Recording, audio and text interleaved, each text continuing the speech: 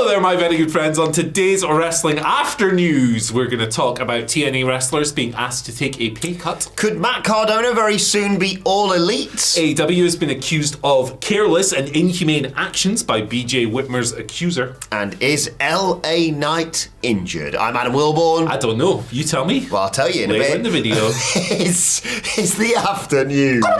Right, turkeys. Happy Thanksgiving. A bit late. Yeah. TNA wrestlers have been asked to take pay cuts. This is according to Dave Meltzer on Wrestling Observer Radio. So yesterday we spoke about the myriad people who are seemingly leaving. At the moment, people like Trent Seven, people like Jade Chung, the ring announcer, people like Mike Bailey, who's seemingly on his way to AEW, Jordan Grace, Joe Hen. These people have been speculated. AJ Francis, the former top dollar. According to Dave Meltzer, on Wrestling Observer Radio, something to do with this is that a lot of people have been asked to take pay cuts. This is according to Dave. He doesn't know how many, but he says that was among the reasons that Rhino left recently. His last match was last week.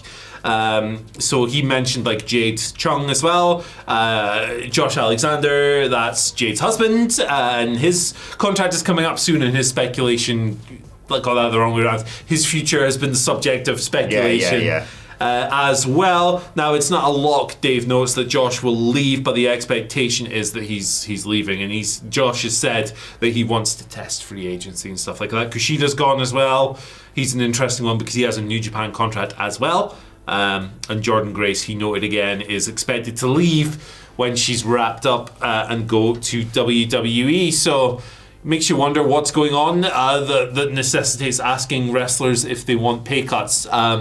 It's an interesting one because we're not privy to the financials of TNA, so nobody can really sit here and credibly say, oh, they've spent too much on this, and this, so they need to cut this, because we don't know. We don't know. We haven't seen the bank, the profit and loss, and the balance sheets and stuff like that. They're still signing wrestlers. Just signed Tessa Blanchard. Yeah, they have. I'm sure that'll bring the money in. But it does come at a time when their buzz has generally been pretty solid. They've had some nice attendances. So it just raises questions of what's going on, really, that all these people are going to... Unfortunately, it feels like the cycle, doesn't it, with TNA, Impact Wrestling, over the years, of boom and bust. It's so over, we're so back for them. Because it was so promising, they've got some big signings. Like it felt like a legitimate third place for people in, the Western wrestling scene to go to as an alternative to WWE and AEW. And like you said, they've created stars, unquestionably, the likes of Jordan Grace and Joe Hendry and people like that, Josh Alexander.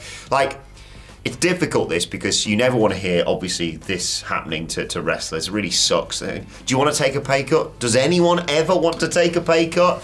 But needs must, unfortunately. And like you say, without knowing more details as to why this has occurred, without speculating too much, there's not really a lot more I can say. It's just going to be very interesting. We already knew that, WWE in particular and AEW have taken wrestlers or are taking wrestlers from TNA as well. But, you can just sense now that, understandably, some of the wrestlers there will be like, I don't want to take a pay cut. I'll either take my chances, as Josh said, with free agency, or more than likely, WWE are going to want to. They've been working with TNA, and I've no doubt, Jordan Grace was the perfect example, that they've gone, do you want to come work for us? We like the look of you. You're coming to us when your contract's finished. I'd bet all the money in the world Joe Hendry ends up in WWE, or I have no idea about his contract status. It feels like, even though he might be world champion very soon, feels like he's a lock for the Royal Rumble, doesn't it? Josh Alexander would be someone I think both AEW and WWE would like to take a look at as well.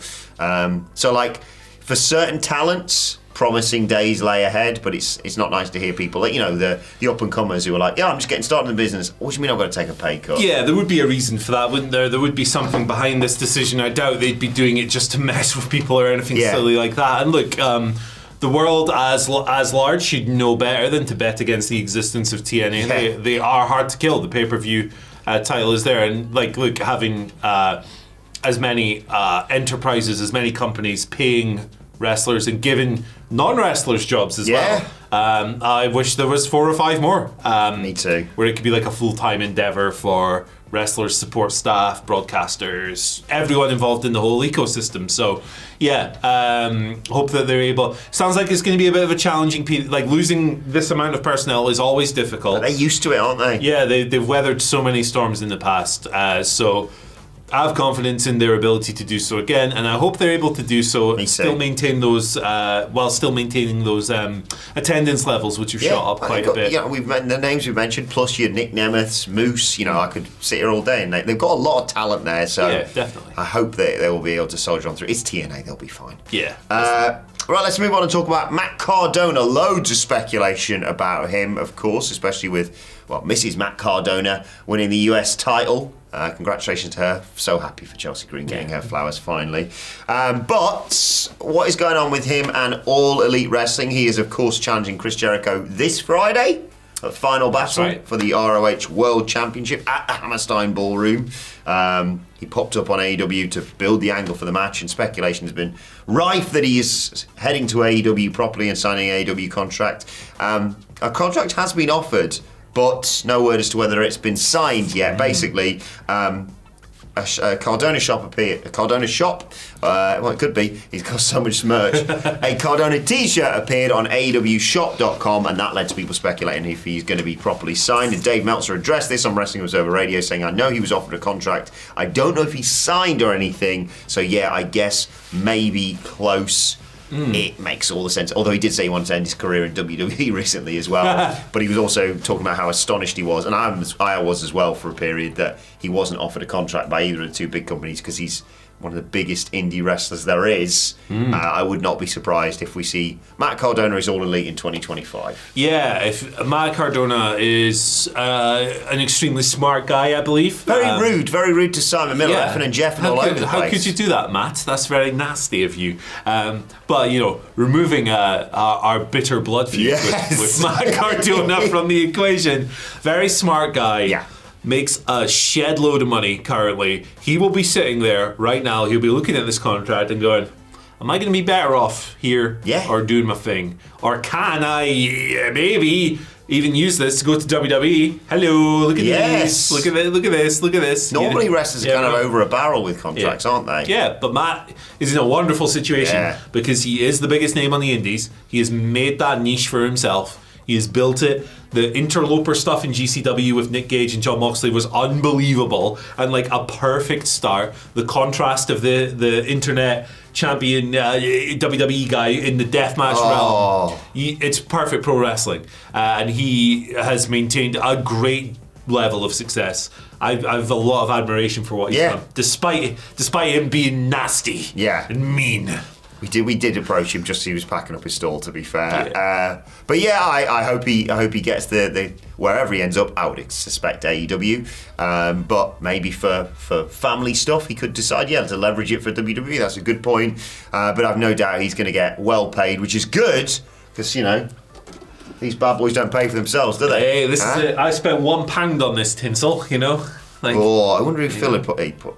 Yeah, Phil going to put out. It's not the bloody commissioner, is it? Oh, bollocks. We need to buy a new one. Get the gavel. Maybe we should get the gavel for the office. Why not? That'd be good when people are getting a bit rowdy. Please wrestle in 2025.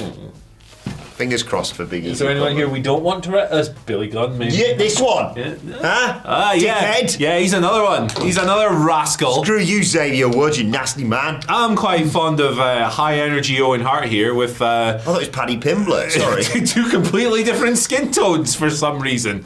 What's going on there? I don't know. But yeah, look at his boots, man. Quality. Bring back the Bailey buddies. Yeah, why not? I'm getting distracted. Why not? Sorry. Hey, look. The aesthetic fits. There you go. There's your next tag champs. Green and purple, baby. Let's go. Right. Get well soon, Kenny Omega. We're not as good at action figures as the Major Brothers guys. Yeah. Got a podcast. It's not as good as ours, but good luck to them. There you go. I mean, we are the biggest podcast in the world. Right. Let's talk about this BJ Whitmer thing. BJ Whitmer. In 2023, June 2023, when he was still a coach, he was employed as a coach at AEW, been there for a few years. He was arrested for allegedly breaking into his ex-girlfriend's home, strangling her and threatening to kill her. really heavy stuff. He was released 1 week later on a $25,000 bond, but he was fired from AEW as this came to light. In September, he was formally indicted on felony charges for domestic battery, and in March 2024, he accepted an Afford plea, sentenced to 120 days of house arrest and 5 years of probation. So, very serious situation, of course, and his the alleged victim, Jamie Hahn, she started a fundraiser for just her. She's picking up the pieces of her life after this horrible situation, and in it she's spoken a little bit about how AEW handled this situation, because BJ Whitmer was employed by the company and then he was obviously let go when the domestic violence arrest happened. Now, Mega Perek, who was AEW's head of legal at the time, had reached out to her, offering help financially and emotionally, and on top of this they discussed doing a partnership with the domestic violence program, and this was implied to be like an on-the-record job, but there's nothing that actually shows that AEW was footing the bill, and that Mega was personally helping. But Mega Perek left AEW. Who did we discuss this with recently? Phoenix. Yes. Chris Peck and stuff. Correct us if we're wrong. But yeah, there was a change in legal personnel, basically. And she left, Mega left, and the replacement didn't want to continue to help Jamie Hahn with this situation, allegedly. Ryan Nemeth was factored in as well. It was the Ryan Nemeth, yes, that's right. Not Ray Phoenix, yeah. But the personnel changed is the important part, of course. Unfortunately, through all of this, Jamie ended up falling into homelessness and some other bad situations, hence why she's posting a GoFundMe page. Mega Perek's replacement, Chris Peck, was arguing that she is seeking financial gain from AEW because they employed BJ Whitmer, even though he was terminated. BJ was terminated when the allegations were known. Chris Peck apparently had her sign an NDA and then provided the terms of their agreement to BJ Whitmer's defense team. So basically, they made this NDA and then he went to BJ's team and went, "Hey, we've done this." Basically, this is the summary of the situation. She is accused, and this is a direct quote, AEW of careless, egotistical, and inhumane actions. So I think, look, this is a deeply complicated situation that nobody apart from the people involved with know anything intimately about. Obviously, I think that Jamie's raised her story here, and it should be taken seriously, absolutely. BJ Whitmer is obviously, he's been dealt with legally and gone into probation and house arrest and stuff like that. I think that because of those reasons, I'm not going to editorialise any of this, just presenting you the facts. There they are. Exactly, that's what we have to do with stories like this. Awful to hear all about this, but what's going to add to it if we sit here and speculate as to what's going to happen next or what's gone on or anything like that? So yeah, definitely. Hope everyone can eventually move on from something like this. And it sounds like Jamie's in a really difficult place. Yeah. Well, thoughts go out to her, yeah. Yeah, exactly. Right, let's move on and talk about LA Knight, because there was some weird speculation doing the rounds about him. Basically, Lucan's Wine and Spirits posted a tweet claiming that LA Knight had been removed from an upcoming appearance due to an injury and was replaced by Braun Strowman, who of course just returned on SmackDown.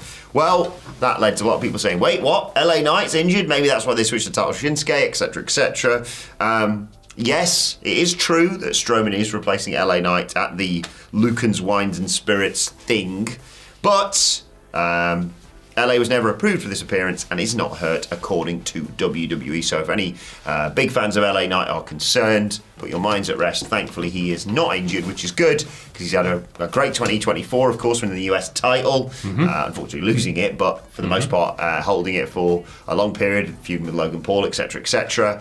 Promising signs for him going into next year. Yeah, for sure. I wonder what happened here. Sounds like just some kind of mix-up has occurred somewhere down the line. Maybe he said, "I'll do it," and then they've gone, "Actually, no, we need you for this," or "Actually, no, we can't let you do that because you weren't approved for it. We'll just get Braun to do it." Could be anything. Maybe Braun Ron lives closer to this place. I don't know. Could be anything. I did see it. I misread it at first and thought that a wine and spirit shop was doing wrestling scoops. This is what I read. Yes. I was like, we've had some great scoops recently. Chris Featherstone, Dr. Chris Featherstone's been dropping it. Obviously, all the usual, your wrestle votes. Sean Ross Sapp, usually with most of the scoops, to be honest, alongside Alvarez and Meltzer and what have you. And then I was like, wait, a wines and spirits place is getting into the game. Next thing it'll be Ronald McDonald reports. I'll short your fries. I tell you what, I would love to know what people's Mackey's orders are in wrestling. Oh gosh, yeah. I think we've done this question before, haven't we? Yeah. What's your McDonald's order? If I'm feeling like a bit of a basic bitch, I just go with a chicken sandwich meal with maybe a nice McFlurry as a treat afterwards. Cool. Banana milkshake if the machine's working, all that sort of thing. But if I'm going to treat myself, maybe even alongside about to say a Whopper then. I'd get absolutely crucified in the comments if I said that. Alongside, let's say, a Big Mac. Get yourself a hamburger, get yourself 20 nuggets. They're to share. They're not to share. Open up the hamburger, throw the pickles into the sun, of course, and put 3 nuggets at the top. Chicken and beef. Yeah, you got chicken and beef, yeah. From you've got the field. Actually, they both live in fields. From the field to the field. I was going to say surf and turf. Yeah, but and you can eat it with Sally Fields, which is my favourite way to eat. I actually do the same. I get 20 nugs straight away, 20 McNuggets. Yes. To share? Hell no, don't be stupid. Usually a cheeseburger, a McFlurry and a drink. That's usually the go-to. Sometimes a double quarter pounder with cheese. Yeah. It's good too. But yeah, obviously, McDonald's. I bet you Braun Strowman puts it away. Oh, he looks after himself, so I doubt he's having a lot of Mackies. He's probably pounding like 6,000 calories a day just to maintain his size. Like he pulls up to the drive-thru and the person just goes, for Christ's it's sake. Braun again, man. This order's going to take ages. Hey, Braun, if you're watching, let us know. I'd love to know your order. Why not? We all know E.T.'s order at White Castle, of course. Couple cheeseburgers. Well, that's what we're watching in the office today. Because Stone Cold loves whooping ass. Whooping ass. You know Stone Cold E.T.? What? I also like the bit where he starts going to the room and he's at the wrong window. Oh my gosh. If you haven't seen Stone Cold E.T., how are you a wrestling fan? Go and check it out right now. That might be my Halloween. But before they go and do that, don't leave just yet. Morning news. You know what? Shall I just link it to Stone Cold E.T.? It's not even our video, but here's Stone Cold E.T. If you've not seen this, we're doing you a favour. We make no money off of this, but... We'll also watch the morning news when you get a chance. What? What?